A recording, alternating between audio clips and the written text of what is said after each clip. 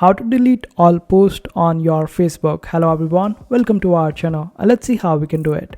For this, you will have to open up your account, then open up the menu of your account by clicking on the top right hand side corner, then select the option of settings and privacy.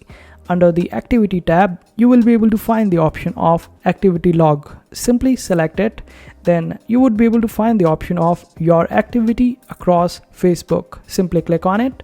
Then under the section of post, click on the option of manage post. Then click on the option of filters. Then select the option of categories. There, select the option of your post, photos, videos, and everything about it. Simply select it. Then select all the post and click on recycle bin at the top. Then click on move to trash.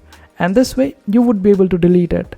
Now open up your recycle bin and then you can delete it from there as well. And this is how you do it.